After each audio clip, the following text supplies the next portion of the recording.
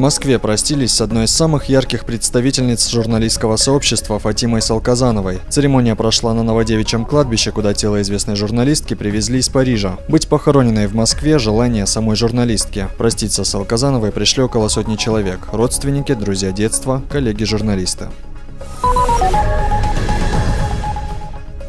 75-ю годовщину рождения Шамиля Джикаева во Владикавказе открыли мемориальную доску. Ее автор – родной брат погибшего поэта, художник Мурат Джикаев. Памятную табличку установили на доме, где долгие годы жил Шамиль Федорович. Сотни людей пришли в этот день почтить память поэта. 40 лет своей жизни Шамиль Джикаев посвятил преподавательской деятельности. Писатель впервые перевел на астинский язык произведения мировой классики. Он автор 6 поэтических сборников и 3 пьес, научно-критических статей, в которых разработаны актуальные проблемы фольклора, истории и поэтики астинской литературы. Мы чувствуем себя как-то легче, нам проще вот эту утрату как-то в себе носить. И выражаю большое, как говорится, большую благодарность всем, кто сегодня изъявил желание сюда прийти.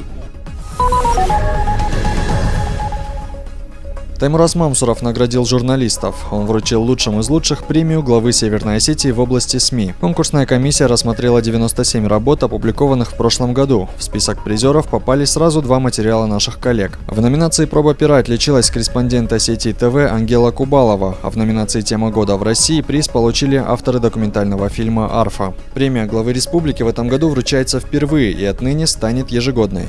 Лично мое мнение такое. Это очень важное направление в жизни нашей республики. Наша республика одна из самых образованных республик. Это даже не заслуга нашего с вами поколения. Мы просто наследники этой большой и хорошей репутации. Нам нужно стараться держать этот уровень высоко. Образованное общество очень требовательно к тому, что оно видит, слышит и что читает. Поэтому быть понятым и попасть в поле зрения в хорошем смысле такого образованного сообщества, это значит, надо очень много работать над собой.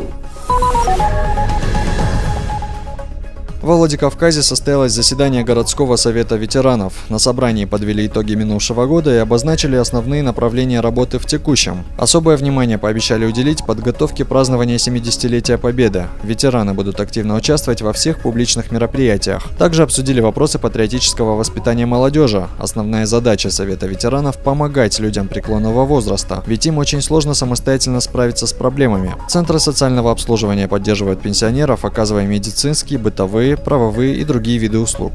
Согласно существующих законов, устава всероссийского, и какие вопросы возникают в течение года.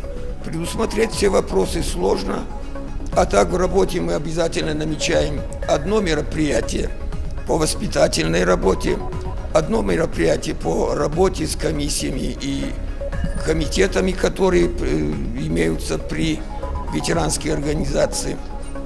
И основная работа как основа с первичными организациями.